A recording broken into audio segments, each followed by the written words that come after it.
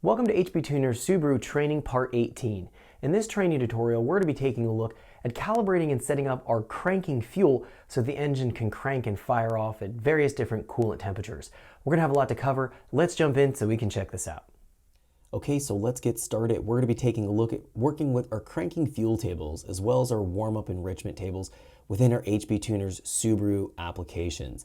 Now, what we're going to find here is that we don't need to touch our cranking fuel tables if our fuel system's stock. But once we install larger than stock injectors, that's going to throw off our cranking fuel tables, specifically how much cranking pulse width we're commanding to send to the injector and essentially how much fuel flow rate we're pumping into the engine, based around that new injector size. So if the injectors are much larger than stock, we're going to find that we probably could flood out the engine if we don't update and renormalize our cranking pulse width tables based around the difference between our stock injector size and the new injector flow rate size that we've installed in our fuel system. Now we put larger than stock injectors in so that we can make higher than stock power levels with basic bolt-ons in the Subaru STI or WRX applications. We'll find the fuel system is typically 90-95% duty cycle. Once you start to add a larger turbo or even more extensive bolt-ons other than just maybe an intake and an exhaust. So if you're going to do headers, you're doing an intercooler, dropping turbo, trying to turn up the boost much higher, you're going to run out of fuel flow rate pretty quickly. So we need to install larger than stock injectors to be able to allow us to make additional power. And once we do this, there's a lot of tables need to be updated. And we've talked about updating our injector calibration data, so the injector flow rate, the injector latency, and the short pulse width tables. All of those need to be updated to be able to characterize what the actual injectors are going to flow and how the injectors respond so that the ECU knows to be able to convert a fuel mass into an injector pulse width properly. And we don't have a fuel modeling error. Again, we've talked about this already. So when we're dealing with our cranking fuel tables, the ECU does not take into account what the actual latency data is going to be or what the injector flow rate data is going to be. It doesn't request a certain fuel mass and convert that into injector pulse width under cranking conditions. It actually ignores the fuel and airflow model. And we have these separate cranking pulse width tables that specify the raw pulse width that we want to just send to the injector.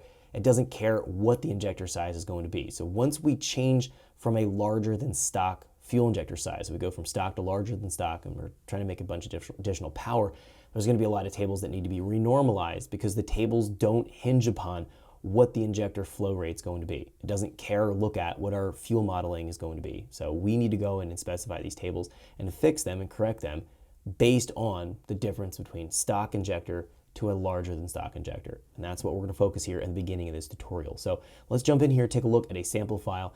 I have open a 2018 STI sample file. This is coming from our HPT Subaru course packet in the sample calibration file folder.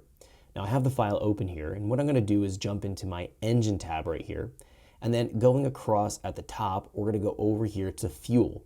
Now under fuel and then under general here, we're going to have an area dedicated for our startup or cranking fuel, and that's going to be found right here.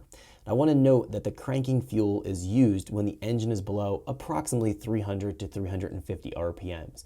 This is going to be what sources the actual fuel delivery or pulse width to the injector.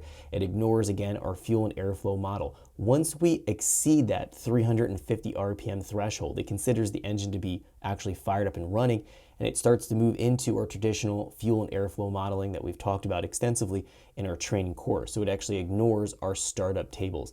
These tables are specifically used when the engine is in cranking conditions because, again, it ignores our fuel modeling that we have going on. So it ignores the injector flow rate data, the latency, and the short pulse width. It takes a look at what the actual injector pulse width coming right from our tables right here. So let's break this down of how this works. Pretty straightforward.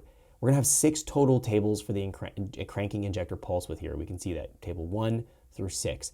Now the ECU moves between any of these tables to source for the cranking pulse width based on a variety of background conditions that we don't necessarily need to even know or care about. What we want to do is renormalize these tables based on the injector size difference and make sure that everything is scaled properly. The ECU will interpret what it wants in terms of the background conditions of what table it chooses, but as long as we've went in and renormalized it, you'll have the proper fuel. So we're going to go and renormalize all the tables equally, again, based on the difference between our stock injector and our new injector size. Let's jump in here and take a look at our cranking injector pulse width table here. Thanks for checking out our teaser clip. If you want to see the rest of this video and more than 500 hours of current EFI training we have to offer, make sure you click right here. If you want to go and check out more teaser clips from this training course, click here, and you don't want to miss any of the videos we're going to be releasing on this channel, so make sure you subscribe and click here. Thanks for watching, and I'll see you guys later.